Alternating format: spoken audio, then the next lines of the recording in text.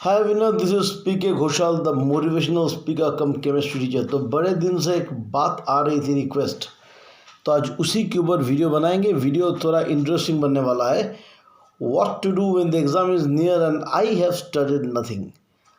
परीक्षा सामने आ गई है पर मैं कुछ पढ़ ना सका। अब हम क्यों नहीं पढ़ पाए वो इम्पोर्टेंट बात नहीं है, क्या करना चाहिए वो इम्पोर्टेंट है। तो क्यों नहीं पढ़ पाए इसके पीछे भी कुछ एनालाइज करेंगे, इसको थोड़ा सा समझने की कोशिश करेंगे और इसके फिर बाद में ये बताने की कोशिश करेंगे, I mean to sort out the problem कि भाई क्या करना चाहिए। एग्ज़ाम सामने आ गया और मैं जो बोलूँगा अगर इसको पूरी तरह से फॉलो करोगे तो मैं पूरी गारंटी से कह रहा हूँ, डंके की चोट पे कह रहे हैं हम, डंके की चोट पे, कि अगर आप सी ग्रेड स्टूडेंट हो तो ए ग्रेड में आ जाओगे। बस आपको ये करना है। तो शुरू करते हैं topic. The journey begins. First question ये है, व्हाई कांट वी स्टडी। हम पढ़ क्यों नहीं पाते हैं? भाई 3 केसेस पॉसिबल है। Case number 1, I couldn't understand the studies. हम कुछ समझ नहीं पाए चीज़ों को। 11th ऐसे ही बीत गए। 10th की बात करो तो चलो नंबर आ गए, कुछ पार्ट्स पढ़ लिए थे। 11th ऐसे ही बीत गए, अब 12th में हम आ गए एनुअल में। तो कॉमन सी बात है, 11 अगर नहीं समझोगे तो 12th में कर भी क्या लोगे। तो इसीलिए अभी पढ़ने में प्रॉब्लम्स आ रही हैं, रुक रुक के पढ़ रहे हैं, दिमाग में नहीं आ रहा है, ये सब प्रॉब्लम्स अभी आना शुरू हो गया।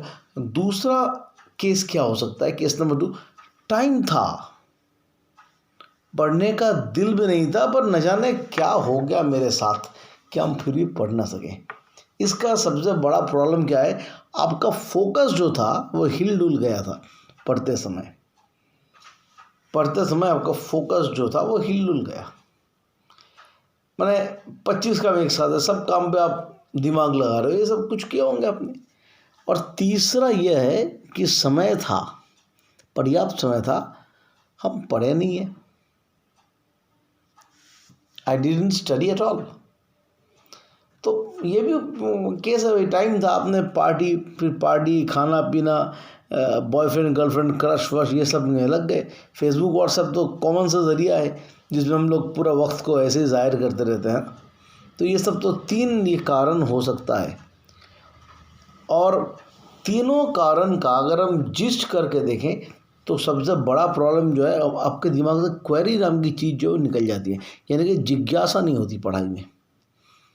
सो naturally you are not interested.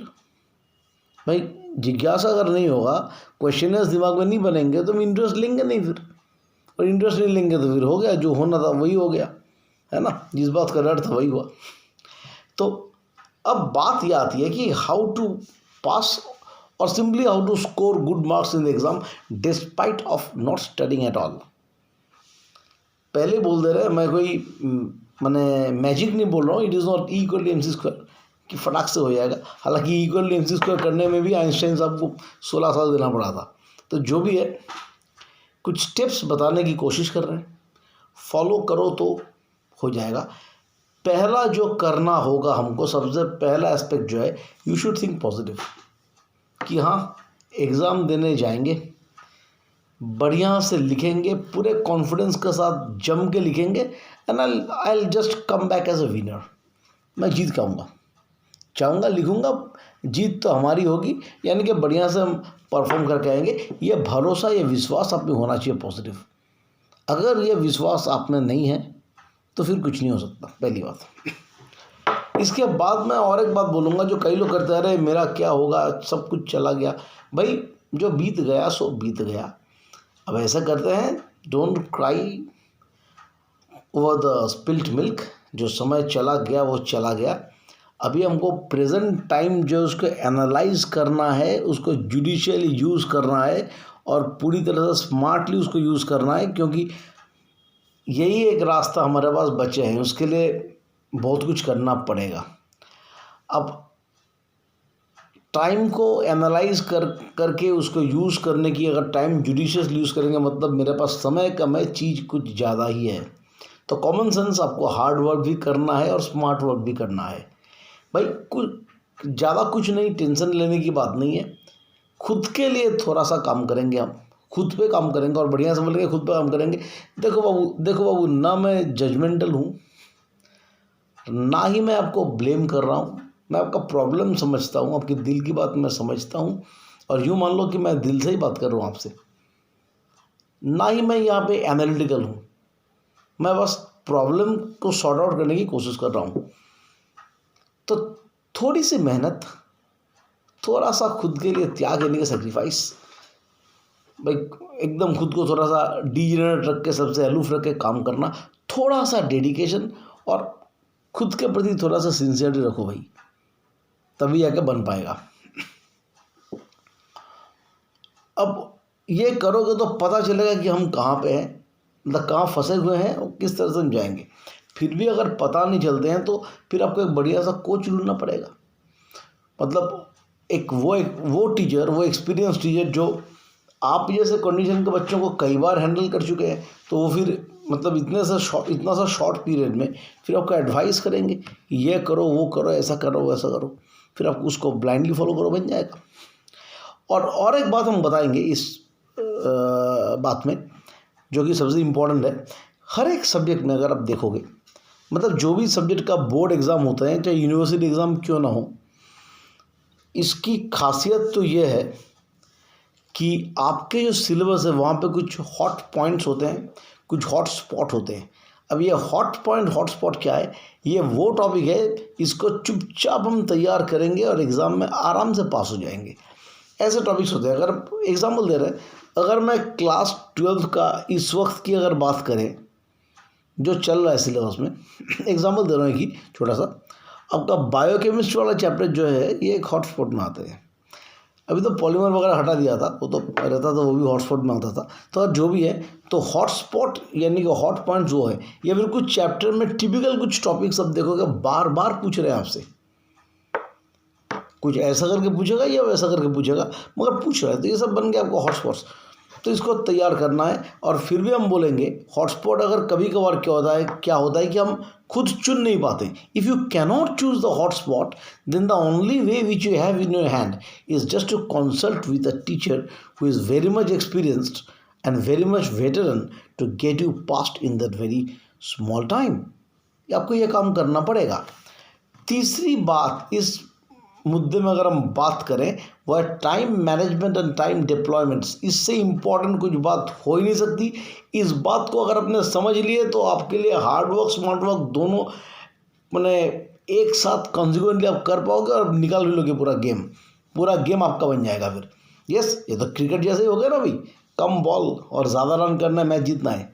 याद कर वो मैच जब युवराज सिंह खेलते थे, वही स्ट्रैटेजी। और हाँ, वही मैंने क्या बोला, फिर से बोल रहा हूँ, आई कैन डू इट। और एकदम कूल, प्रेशर नहीं लेना, पूरा कूल रहना है हमको। प्रॉब्लम हुआ है ना, सॉल्व करना पड़ेगा उसको, है। तो अब करना क्या है, देखो टाइम डिप्लॉयमेंट की सबसे बड़ी बात जो है, अभी बाकी सबका चल रहा है रिवीजन, आपकी चल रही तैयारी, लास्ट मोमेंट 11th आवर। तो इसके लिए एक बढ़िया काम जो करेंगे, हम थोड़ा सा शॉर्ट ब्रेक लेके पढ़ेंगे। कंटिन्यूअस लॉन्ग टाइम एकदम लगे रहो मुन्ना भाई करके नहीं पढ़ेंगे भाई, एकदम दरवाज़ा बंद, कुंडी वुंडी लगा के रगड़ के पढ़ रहे, नहीं, इससे नहीं होगा। टाइम कम है, दिमाग को रिफ्रेश करा के काम करना पड़ेगा, वरना सब कुछ हैंग हो जाएगा एकदम स्वाहा। हमको ये नहीं करना। अभी शॉर्ट ब्रेक कैसे लेंगे, देखो 1.5 से 2 घंटे पढ़ेंगे, फिर उसके बाद 15 मिनट का ब्रेक, मतलब 10 से 15 मिनट, मैं तो बोलूँगा 15 मिनट का ब्रेक लो, फिर पढ़ाई। तो इस तरह से अगर हम पढ़ेंगे तो हम 1.5 घंटा रगड़ के पढ़ लिए, उसके बाद 15 मिनट ब्रेक, मतलब दिमाग को कर रहे हैं फ्री। इसमें थोड़ी सी चाय पी सकते हो, चाहो तो थोड़ी सी कॉफ़ी ले लो, दूध जो लेना ले लो, ड्राई फ्रूट भी खा सकते हो, कोई दिक्कत नहीं है, ये सब चलेगा। पर 2 चीज़ हमको नहीं करनी। एक, जब इस टाइम हम पढ़ाई करेंगे ना, टाइम स्लॉट को मतलब बांध के पढ़ना शुरू कर दिए, तो किसी भी तरह से स्मार्टफोन का इस्तेमाल हम नहीं करने वाले हैं। You will not use the smartphone, छूना भी नहीं है उसको, छुओगे तो प्रॉब्लम, थोड़ा सा फेसबुक कर लोगे, थोड़ी सी व्हाट्सअप बन जाएंगे, और ये सब करते करते फिर कहाँ घुमा मतलब नेविगेट करना शुरू कर देंगे, अनाप शनाप पचड़ों में पड़ जाएंगे, काम खत्म। ऑलरेडी आप अनाप शनाप काम पे बिजी होकर पूरा साल ज़ाहिर कर चुके हो, अभी कृपया उसको यूज़ मत करो प्लीज़, उसको छोड़ दो। दूसरा ये, और इसके साथ और कुछ मैंने एक्सटर्नल प्रॉब्लम भी होते हैं, ये तो इंटरनल मेरे साथ। एक्सटर्नल क्या है भाई, हमारा क्रश वश है, GF अगर है तो उनको बोल दो कि मैडम जी थोड़ा सा, या सर या भाई साहब, माय ब्रो माय सिस, जो भी है, जो भी फ्रेंड है आपका, भैया मुझे अभी छोड़ दो, दिमाग पक चुका है, एग्ज़ाम निकालना है, हमने साल भर कुछ नहीं किया, अभी हम करेंगे, सो प्लीज़ हमको छोड़ दो, हमको पढ़ने दो, अभी बाद में सब कुछ हम समझ लेंगे, ठीक है। तो क्या बोला मैंने, 1.5 से 2 घंटे पढ़ेंगे, 15 मिनट तक ब्रेक में क्या, थोड़ा सा टहल लेंगे, बात आपस में थोड़ी हल्की सी बातचीत कर ली घर वालों से कुछ पल के लिए, फिर उसके बाद 1.5 घंटा पढ़ लेंगे। तो ये एक ट्रिक मैंने बोला। इसके बाद दूसरा ट्रिक हमको क्या यूज़ करना है, वो ये करना है कि समराइज व्हाट यू रीड। आपने जो भी कुछ पढ़े हो उसको, मैंने पूरा मेन मैटर जो पढ़े हैं उसको थोड़ा समराइज करने की कोशिश करो, यानी कि छोटे छोटे पॉइंट्स करके नोट करो और उसको अपने हिसाब से देखते रहो। अब समराइज करने के मज़ा क्या है, अब ऐसे भी हो सकता है कि आप खुद से बात करो। एग्जाम्पल देना है आपको, मैंने ये पढ़ा, अच्छा ये फिर ये सर, खुद से बात करो, है ना। You are just murmuring the things, जो हम समझे हैं उसको कोरिलेट करके हम खुद को ही समझा रहे हैं, ये कर सकते हो। दैट्स ऑल्सो गुड मैंने वे। तो व्हाटएवर, तो समराइज करने का सबसे बड़ा फ़ायदा क्या है, you build up an active engagement with the studies, it gives you confidence because you are getting the main key points here, इसीलिए समराइज करना चाहिए। इसके बाद क्या करना है, कैसे पढ़ेंगे, यूज़ वैरायटी ऑफ वेज। ऐसा नहीं है कि किताब लिए एकदम बड़ा करके पढ़ना शुरू, नहीं, पढ़ो, समझो, लिखो, फिर पढ़ो। वेरियस वेज जो हो सकता है, कभी डायग्राम देख के पढ़ेंगे, कभी इस कैसे पढ़ेंगे, वैसे पढ़ेंगे, जो भी है, मतलब बहुत सारे वेज होते हैं पढ़ाई के। मैंने इसके ऊपर एक वीडियो पहले बनाया था। तो various types of ways use करेंगे। अब वेरियस टाइप्स का वेज अगर हम यूज़ करेंगे तो सबसे उसका पहला सोर्स क्या होना चाहिए, पहला सोर्स होना चाहिए क्लास नोट्स। अगर आप रेगुलरली स्कूल गए थे, यानी कि आप मेरे हिसाब से गुड बॉय या गुड गर्ल हो, तो वो क्लास के जो नोट है ना, 11वीं की पढ़ाई, कोई भी टीचर का मजाल नहीं है कि बात को पकड़ के पढ़ाएंगे। तो जो पढ़ाए, कुछ समझा, कुछ लिखा है, उसको थोड़ा देखो। या फिर दूसरा सोर्स क्या है, ट्यूशन वाला भैया या दीदी या सर जो भी है, उनका नोट, ठीक है। और तीसरी चीज़ अगर आप इसमें हम बोलेंगे, वो क्या बोलेंगे, कुछ वैसी किताब अगर आपके पास मिलता है, थोड़ा सा सस्ते में आता है, पॉइंट्स प्लॉटेड करके दिए, एकदम जॉट डाउन किया वो पॉइंट्स है, वो किताब हम अगर मिलते हैं तो पढ़ सकते हैं, क्योंकि लास्ट मिनट की तैयारी है ना, हमको पॉइंट वाइज ही करना पड़ेगा। पर इसमें एक बात हम बोलेंगे कि अगर पहले की बात होती तो ऑनलाइन रिसोर्स भरोसेमंद होता, चूँकि आपने साल भर कुछ किया नहीं है और लत तो लग चुका है पहले से ही उसका स्मार्टफोन का, तो मैं ये बोलूँगा कि ऑनलाइन रिसोर्स पे ज़्यादा दिमाग लगाने की कोई आवश्यकता या ज़ोर नहीं है। And last but not the least, with this point, हमको क्या करना है, माइंड मैपिंग करनी है। एक हल्का सा आंखें बंद करके एक मैप की तरह उसको सजाने की या संजो के रखने की कोशिश करेंगे तो हम समझ जाएंगे चीज़ क्या है या फिर क्या नहीं है। वीडियो थोड़ा लंबा हो रहा है मगर सुनना पड़ेगा, क्योंकि पूरा का पूरा अगर आप समझ गए मैं जो बोल रहा हूँ तो मेरा यकीन मानो, मैं डंके की चोट पे फिर से कह रहा हूँ, C ग्रेड से भाई A ग्रेड बन जाओगे। अगर आप एकदम घटिया कंडीशन में हो, थोड़ा सा दिमाग को रिफ़्रेश करके पढ़ोगे तो पास करना तो दूर की बात है, बढ़िया से बढ़िया नंबर आएंगे। These are all tested methods. मेरे बहुत सारे स्टूडेंट्स हैं, एक तो बदमाश था, पूरा पढ़ाई वढ़ाई नहीं करता था, निकाल दिया बढ़िया से। So it is a tested method जो मैं बोल रहा हूँ, जस्ट इसको फॉलो करते रहो।